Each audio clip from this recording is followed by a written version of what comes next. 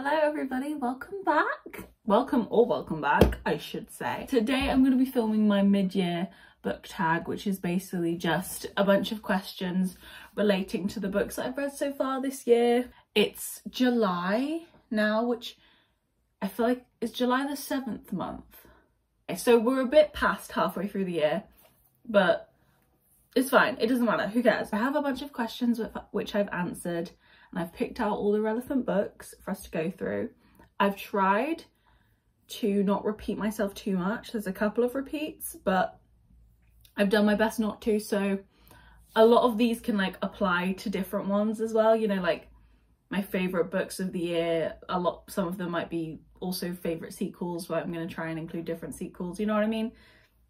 You get the picture. You're smart. You know what I'm saying, you know how this works. I don't have to explain this anymore. Get straight in with the first books. The first question, best book you've read in 2024. Now, I could not pick one because I feel like the three books that I've picked, I picked three books for this question. The three books that I've picked are very different and they're just not really comparable at all, but can't really put one above the other. Okay, so the first book that I've picked for my favourite books so far this year is Kingdom of Ash. What can I say? I finished the Throne of Glass series this year, and what an absolute treat. It's a treat. This series is a treat and a half. I am in love with the characters in this book, specifically the main character in this series. I just love her. She can do no wrong in my eyes, and I just love her. You can see it's a brick. I think it took me about a week to read, which I read that pretty quick considering how long it is. And it was just amazing. It was like a wrap up of all of the storylines that we're following through, and then what a conclusion. I couldn't not put it at the top because this is maybe my favourite series I've ever read. I couldn't not put this up here. Next, this was a surprising one, but Saving Six by Chloe Welsh. Oh my fucking god, this book. So I read Binding and Keeping 13 last summer. I actually read Binding 13 on like the majority of it on the plane ride, and I just could not take my eyes off it. I was obsessed. I rated the first two books 4.75 because I'm very specific with 5 stars. I was like, they're perfect, but I don't know. They're perfect, but I don't know. Picked this up a long time after because I'm funny about changing POVs in series. Like if I really love characters, I want to stay with those characters. So I wasn't sure how I'd feel, and I'm actually really glad I waited as long as I did, because I think it gave these characters, Joey and Ether, like the time. Well, I had the time I needed to be open to these characters and not just like want Johnny and Shannon the whole time. Obviously I ended up loving this. I think I have never emotionally connected to a character or like emotionally felt for a character like I did for Joey in this book. It made me love the first books even more. Like those have been bumped up to a 5-star in my head. This was amazing. I was nervous because it's like going over the same timeline as the first two as well. It's like it's just kind of going to be reading the same book again. No, it was incredible. I loved it so much. Couldn't not rate it a 5-star. Could not put it as my favourite books. The last one that we have is Funny Story by Emily Henry. Oh, I just loved this book so much. I, again, connected to the main character Daphne so much in this book. I related to so much of what she was saying. I loved, what was the guy's name? Miles? If I can remember his name, that's insane. Yeah, that's insane that I can remember his name. I do not remember people's names. I loved Miles. People were like not obsessed with him. I personally loved him. I thought he was just top tier. So sweet, nice, cute, everything. The premise is like both of their partners have left them to be with each other, and them two were like longtime best friends, like the person they told you not to worry about vibes. So you've got that going on, and I just love a little bit of drama. So this was perfect. Loved it, obsessed. Emily Henry can do no wrong in my eyes. Next question is, how many books have you read this year? So far this year I have read 56 books, which is a lot of books. I think I'm like proper on my Goodreads goal. I was talking about this at the start of the year. I made my Goodreads goal for the year 100 books, which might kind of sound like counterproductive or counterintuitive, because I read more than 100 books last year. I can't remember how many I read, but it was definitely a lot more than 100 books. But I just don't care, is what it is, to be frank. I didn't want to like make the goal like the same as what I read last year or more than I read last year, because I didn't want to put any kind of like number in my brain that I had to reach. I was like, I'm pretty confident that I will get to 100 books, which is so many books, by the way. So many books, by the way. But all I really want to do with my time is read. So what can we do? So 56 sounds like we're going to reach the goal. I don't really care, but I definitely think my reading pace has like mellowed out to like what is perfect for me, which is on average like 8 to 14 books a month, which is, you know, usually we're hitting like 10, 11. Like that's where I'm usually at, but 8 to 14 is perfect for me. Long-winded answer. It's 2 words. Okay. Next question is the best sequel you've read so far this year. So naturally, as I said, I've tried to like change these up. 2 sequels already just mentioned, but I didn't want to repeat myself. So first off, Magnolia Park's Long Way Home. I love this series so much. I put off reading this for a very long time because this is another series that really like emotionally makes me like so uncomfortable. I don't know what it is, but just, well, I do know what it is. BJ, he doesn't sit right with me sometimes, his behaviour. The relationship doesn't sit right with me. The reason they broke up just didn't sit right on my spirit. So it took me a while to get to. This book was hard. Like, I had a hard time reading it. I was very frustrated with the characters. I was frustrated with the back and forth of the writing. And like, as I was reading it, I was kind of thinking, I was like, I don't know if this is a 5-star because I'm so frustrated. It feels like we're repeating ourselves over and over again. And then I finished it, and the ending, number 1, was just heart-wrenching. But number 2, I kind of realised like, that's what it is. That's their relationship. The anger and frustration and like frustration to the point of like tears that Jessa brought out of me when reading this book, I cannot deny. It's a 5-star. And like no book makes me like pull out my pen and write a sonnet like this one does. I am just in here like sanctimoniously writing soliloquies. Next book I have is Unravel Me by Becca Mack. This is the 3rd book in the Playing for Keeps series, which is a hockey romance series, which I absolutely love. I love this series. Specifically the 1st book is one of my favourite books of all time. It's like such a comfort read for me. I will, if I'm just like not in the mood to pick up a book but I want to read a bit, I will just like go to a random chapter and read a bit of that book. Love this series. The 2nd book in the series, do not love. I really struggled to read that book. I don't know why, no clue, doesn't make any sense to me, but I really struggled with it. This, the 3rd book, fucking loved this book. Again, I read this over a plane ride, which maybe there is a commonality here, that plane rides make for good books. I read this over a plane ride, couldn't put it down.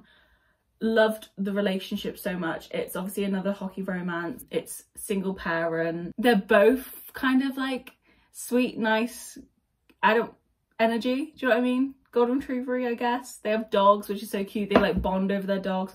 It's just amazing. And the guy is so emotionally available and like ready for this relationship with this woman and to be there for her kid, and it's just beautiful, and I just loved it.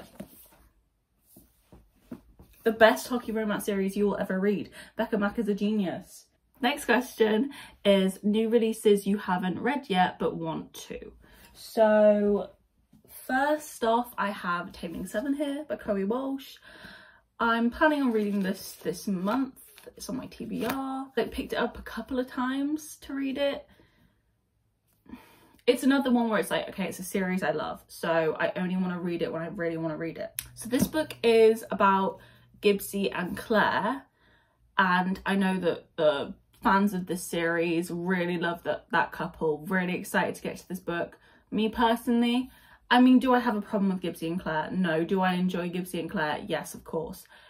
I wasn't like pulled though. I wasn't like, give me that book, to be honest. Just give me another Johnny and Shannon book and I'm happy. That's all I'm really after. I'm loyal. What can I say? I've heard not so positive things about this book, which makes me a little bit concerned. I don't know. And I've heard some things that make me think I'm going to get really frustrated with a certain character in this book, because I already was really frustrated with a certain character. So we will see. I'm obviously going to read it, but I'm kind of nervous. And then we have Magnolia Park's Into the Dark. I mean, I can't read this until I read Daisy Hates, but this is a newer release than Daisy Hates, obviously, that I need to get to. This one is not that floppy, which is really annoying because the other ones are super floppy, but it's fine. This is the completion of Magnolia and BJ's story, which is really crazy. I don't know what we're going to get into in this book after the ending of the last book. Like, that actually is ridiculous. I was thinking about the ending the other day and I was just like, why? Why? So I'm hoping that I can get through both of these books this year, but I honestly don't know. I honestly don't know. Like, your girl reads 56 books in half a year and she's not sure if she can read 2. But this is a lot for me. I don't know, but maybe we'll see.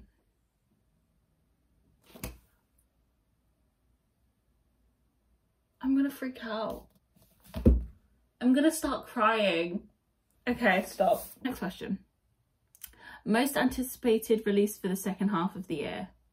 Okay, I have a couple. So firstly, I have Fall With Me, which is the next book in the Playing for Keeps series that I was just talking about. I'm pretty excited about it. I like the character that it's about.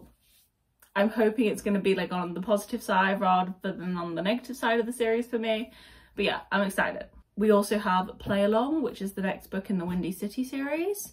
I really have enjoyed every book in that series. I just read the last one. I really loved the start. It kind of fell off towards the end, but overall really liked it. Really enjoyed the other books in the series as well. So I'm excited about that as well. But this is probably the biggest one, Where the Library Hides. I read What the River Knows earlier this year and I was blown away. I was absolutely blown away by that book. I loved it so much. I think it must be a 5-star. I gave it a 4.75, but I still think about it. I am just like so into a historical fiction with a heavy romance plot going on. If you haven't at least read the blurb of What the River Knows, you need to read that book actually, because it was incredible. I was just so into it. It literally took me to Cairo. I was there. I was at the pyramids. Amazing. The romance really delivered for me. Like, it was like not the main plot by any means, but it really gave me the crumbs that I needed. Next is Biggest Surprise. I have 2 books for this. Firstly, Heartless by Elsie Silver. I've had such a tumultuous relationship with this series because everybody loves it so much and it sounds like something that would be right up my alley. I love the idea of a cowboy romance. I really do. I love the idea of, like, I love small town. I love all these things. I haven't really been able to gel that much. I've read 3 of the books, Flawless, Heartless and Powerless, and Flawless and Powerless. Flawless I barely remember. It didn't leave a lasting impression on me. And then Powerless I really didn't like really at all. So I don't know if the series is for me. But Heartless, the second book in the series, I absolutely loved. I gave like 4.5. It was great. It's single dad, small town, cowboy, nanny. The single dad is really gonna do it. It's actually really gonna do it. I didn't realise how much I love single dad until this year. But there's something so fulfilling about seeing like a family dynamic start to be formed. I don't know what it is, but it's just amazing.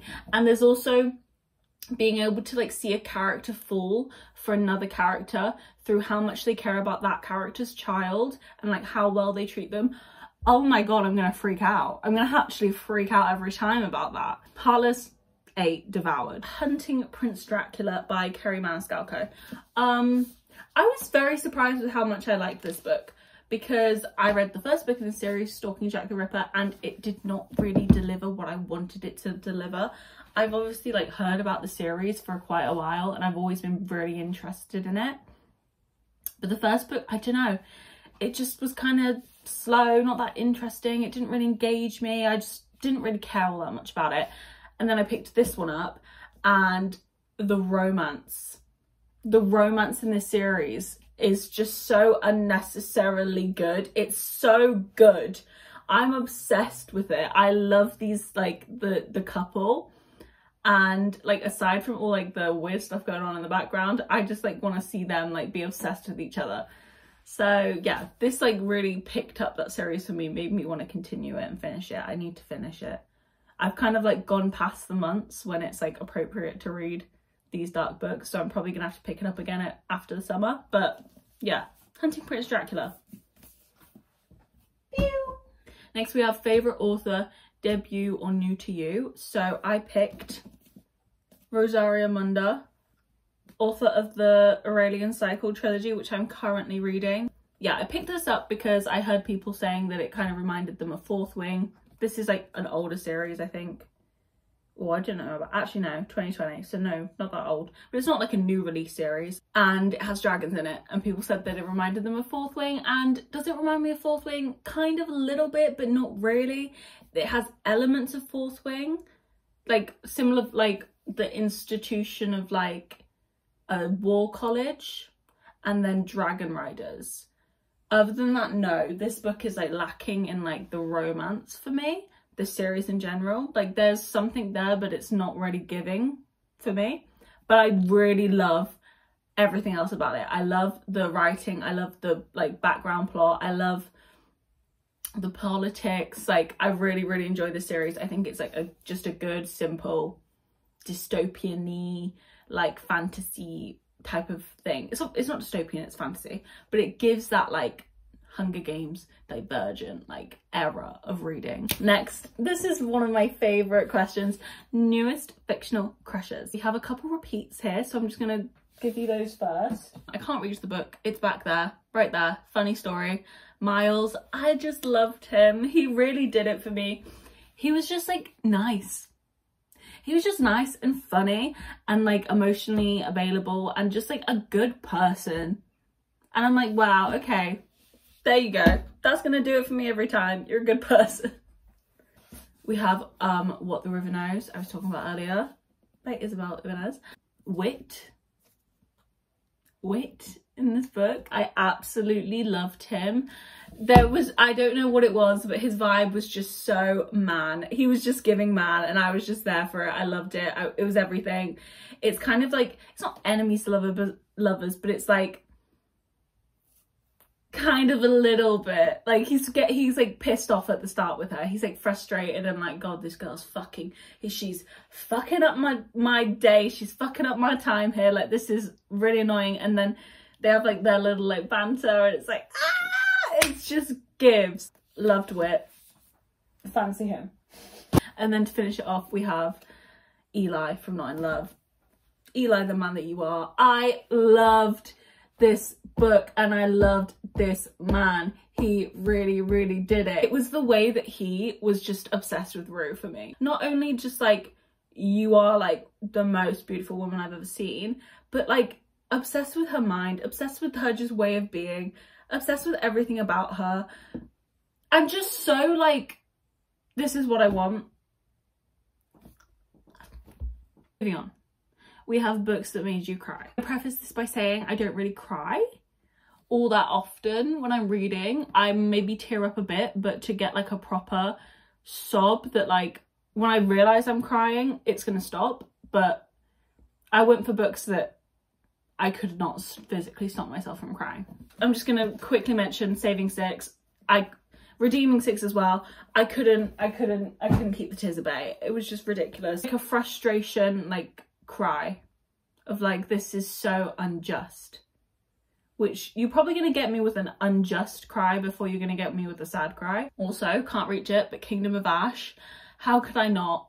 I've spent so much time with that series, with those characters. How could I not? Crying from sadness, crying from happiness, crying from, again, frustration, crying from relief, crying from suspense, just crying the entire book. That is a tearjerker. This was a real shock. I have a reading vlog, I can't remember what it was called, of me reading this book, and I was sobbing my eyes out. Never have cried like that before. powerful. This little novella broke me. It broke me. It started off, you know, whatever, this is kind of like nothing, whatever, it's fine for now. And then it just got to a point where I'm like, oh my God, they like love each other. These people are soulmates. These people are like gonna save each other. Oh, wait, what happens at the end of Powerless? What? That was my reading experience of this book. The feeling, I wasn't even as sad for Adina. Like, obviously I was so upset, but my main like sob guttural like sadness came from Mac. Like, how I watched his walls break down throughout this little novella so incredibly, to the point where he's like finally got a bit of hope, finally feels like maybe he's deserving of a bit of happiness and love. Moving on from books that made me cry, books that made me happy. I have two books here for you. We have Just for the Summer by Abby Jimenez. I don't know if it was like the plot of this that made me happy, because there was obviously some like less than happy things going on. I mean, you're watching people fall in love. When is that not going to make me happy? But I think what made me really happy when I was reading this, that I was reading a romance and I was loving it, because when I picked up this book, I just was not in my romance era. Romances weren't hitting in the same way that they usually would. But this, I read the first page and I was like, yeah, that's what it should be. This is what I need from my writing. This is what I need from my authors. It made me happy. Also have Some Kind of Perfect by Krista and Becca Ritchie. This is the fluffiest book you ever did see. I mean, like, she has no legs. What? This is the epilogue novel, like an 800-page epilogue novel for the Addicted series, which is interconnected couples, following them from college to having babies to raising children to everything. Incredible.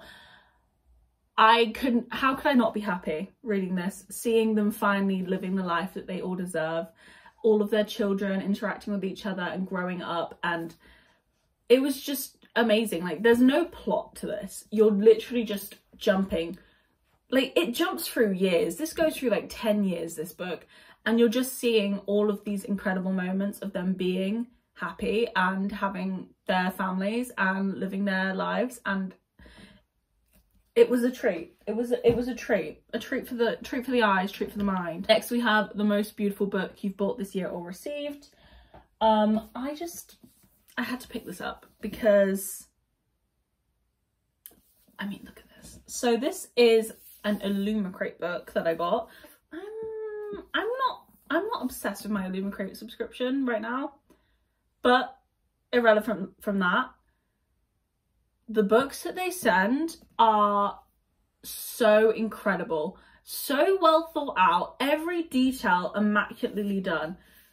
First we have these, which I'm not obsessed with sprayed edges, but I cannot deny that the way that they do them is incredible.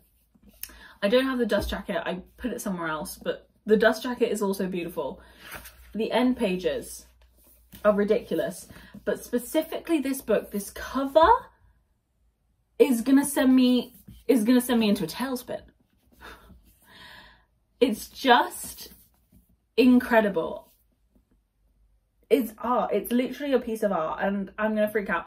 I love visually a book that like just is, the cover is just like that. Do you know what I mean? Like, no writing, it's just like a picture, and it's just, it really does it for me. So that's probably the most beautiful book that I have. Okay, then we have What Books Do You Need to Read by the End of This Year? We have,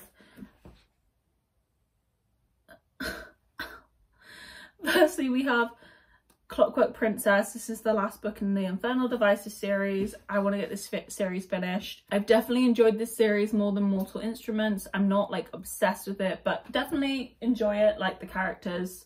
Want to get it finished. That's the first one. Reckless by Elsie Silver, also including Hopeless in this. I'm not sure where Hopeless is, somewhere. I just want to get the series finished because I started it, I need to finish it. not obsessed with it, kind of pissed off about it, want to get it out of my fucking face.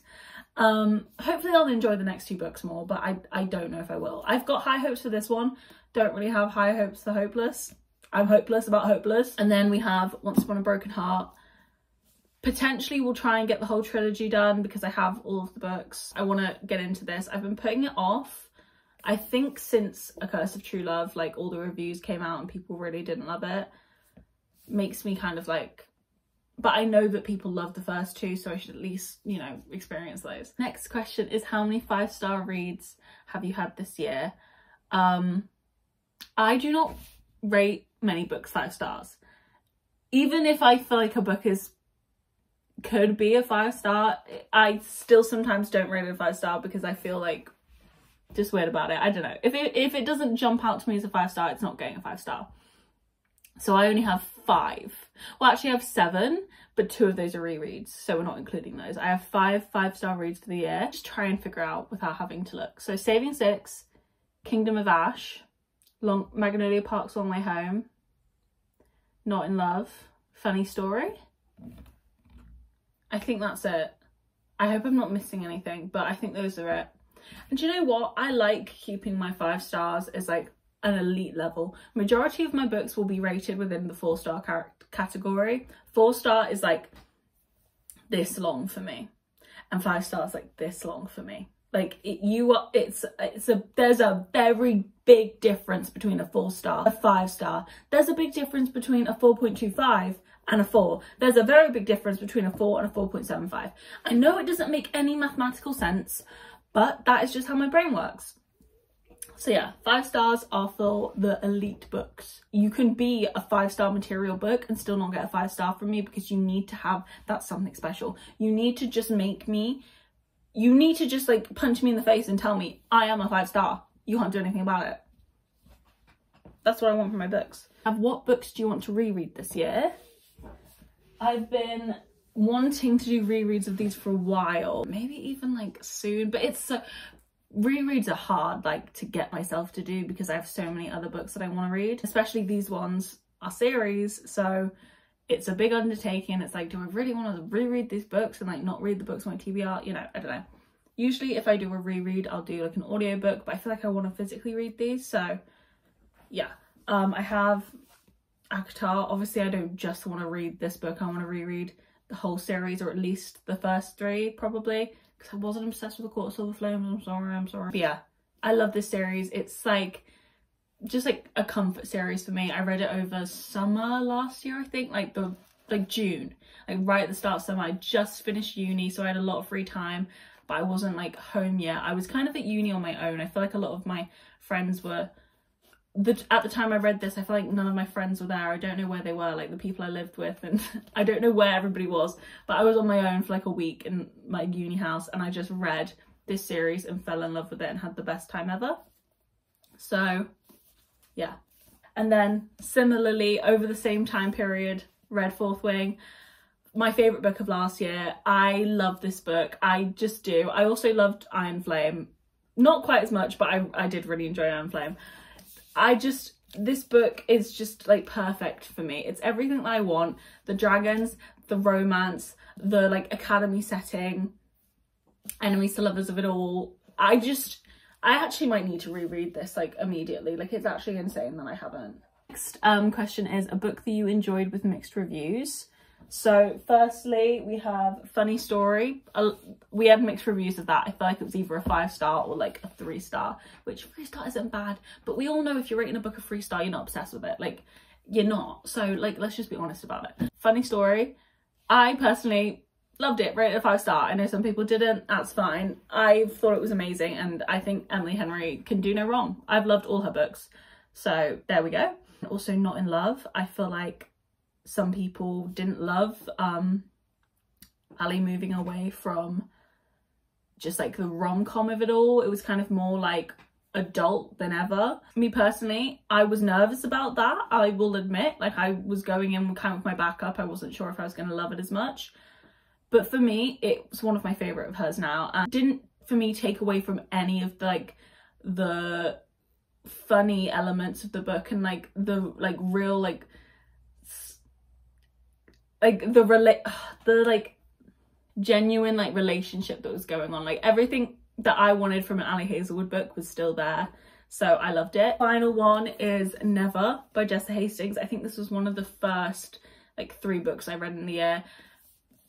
People did not like this book. People did not like this book at all. Me personally, I can understand why people didn't like it. I don't think it's anything to do with the book why people don't like it, really. I think it's people going in with a different idea of what they thought the book was going to be, and then it not matching up to that, and then them not liking it because of that, rather than it being anything to do with the book not being good. Like, just wanted to clarify, when I say good, I mean good as in like quality, like objectively a well-written thing. People can have different interpretations of whether a book's good or not. I'm just saying I think it was a quality piece of literature. You know what I mean? Like, it's not a badly written book, I guess. Shut up. Oh my God.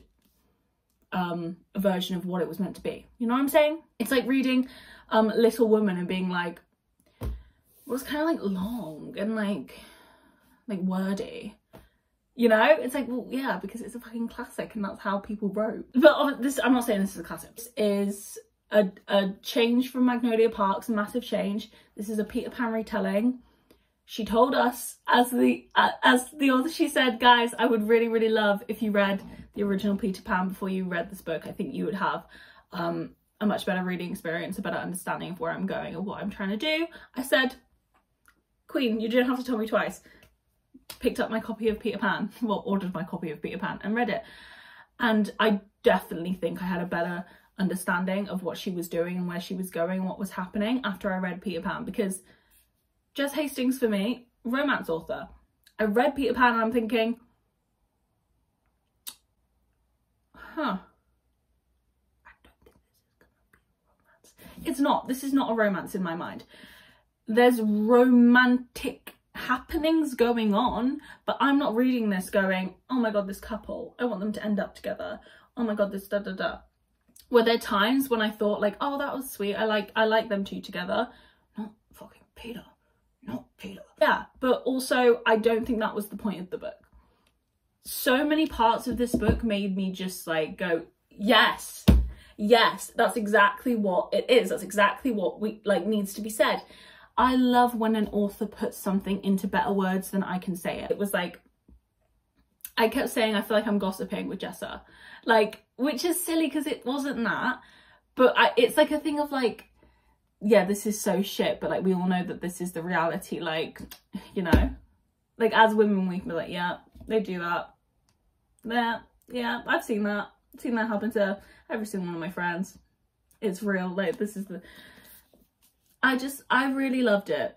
I feel like I got what it was trying to give, and yeah, if I'd read this like trying to get excited about a romance between Peter Pan and Wendy's like 3rd great granddaughter, whatever it was, like, no, it probably wouldn't have loved it that much.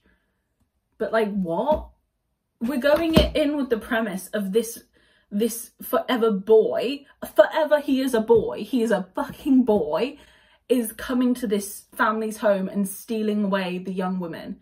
And you thought that that was gonna be a romance.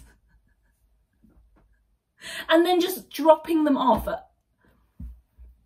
Hello, back again. So I was going real hard. I was getting real passionate in this. And I thought, do you know what? I need to rein it back in, do a little bit of research, because why did people think that this was a romance? Because it's being marketed as a romance. It was marketed as you scroll on Goodreads, the next thing it says, the brand new fantasy romance from the author of TikTok sensation Magnet. I wish it hadn't been marketed as romance, because maybe then it would have been taken better. I don't know what to say. Maybe Jessa did mean to write a romance, but for me, I didn't read it as a romance. I read it as toxic ball of poo. So, sorry for shouting at everyone if you didn't like the book. You have every right to not like the book. I just, like, felt like it was just, I just feel like it's been misunderstood. I don't really care. I'm sorry, it just confuses me. It's one thing to, like, just not like it, but it's another thing to be like, I hate the romance in that book. It's not a romance! It's not girl, the call is coming from inside the house. That was not meant to be romantic. That was not meant to be romantic. There's so many parts of this book which are just like so exactly what I've seen so many of my friends go through with boys. Like, even just the whole element of him forever wanting to be a boy. Yeah, you are forever a boy. And like, the whole thing with Peter Pan is like, every time he completely forgets about Daphne. Every time he's not with her, completely forgets about her. Like, genuinely, like, oh. And like the weaponized ignorance, is that what I'm trying to get at? Weaponized ignorance, weaponized incapable, what is that phrase? But you know what I mean? It's when like your fucking boyfriend, I shouldn't keep saying that because there's so many great men. I couldn't even believe it. I know there is, I know, like my dad's an amazing man, I love my dad, but like it's true. I know half of you have had a boyfriend who like can't do the washing up because he doesn't do it right, because he won't learn how to do it, and he knows that you will just do it for him because he acts like he can't do it. I need to stop talking about this book, but it frustrates me because I really feel like she wrote something really like special and really like, I don't know, and I'm just like, I wish people could see it how I see it, but hey, different strokes for different folks, Holly-Ann. If you didn't enjoy the book, that's valid. I don't mean that. I don't mean that in my soul, but I'm going to say that because that's the right thing to say. And I'm also not saying that I'm smarter than anybody else because I got it. Not by any means am I saying that. No, I'm not. I'm genuinely not. I don't think I'm fucking like Einstein. I just like, I feel like people would like it more if they like knew where it was coming from. I don't know. It's whatever. Get over it. And maybe I need to reread it to like actually be able to like, it's been a while since I read it, so I don't know if I can stand with my fucking pitchfork behind, like I am not this book's #1 defender. I'm not taking that role because I don't remember it well enough, but I just remember how it made me feel. Okay, whatever. Last and final question is 5-star predictions for the rest of the year. This was really hard for me to pick because, like I said, I've only had 5 stars this year. Like, I do not have many 5 stars. I don't really predict any book's going to be a 5. Like, that's really, really hard. So what I did was just go with series that I've really loved and, you know, hopefully. So first we have Daisy Hates Grey Undoing. Rated Magnolia Parks, 5-star, the first one, the second one. Rated the first Daisy Hates book 4-star, but I have heard that this one is like amazing, up there with the other books. So hoping. I love Julian, so I feel like this one might really hit. Yeah. And then also Where the Library Hides. I've already spoken about it, the next book in the What the River Knows duology situation. I rated What the River Knows a 4.75, but to be honest, it's probably a 5-star. Like, I talk about it so much, but I don't know. I still don't feel confident in bumping it up, so. But I'm hoping that Where the Library Hides will be a 5-star. I also have like I'm like on two sides. Like, I feel like maybe it's going to really let me down, or maybe it's going to be incredible. We will see. This video I've been filming for an hour. That's going to be so annoying to edit. Why do I do this to myself? That's going to be the end of this video. I hope you enjoyed. I got really heated about Never for no good reason then. I don't know why I did that. I don't even feel that passionately about it, but I do, I guess. I don't know. I just watched like a video the other day where someone was just like really like talking about it, like this is a terrible book, and I was like, but it's not. You just don't get it. Like, you can not like the book, but don't say that it's terrible when you clearly just don't get it. Like you thought it was going to be something different than it is, and that's okay. But it's not terrible. It's just not what you thought it was. Gotta go. Thank you so much for watching. I really, really hope that you enjoyed. I had a lot of fun filming this and talking. So yeah. Okay. Gotta go now. Gotta go now. All right. Bye.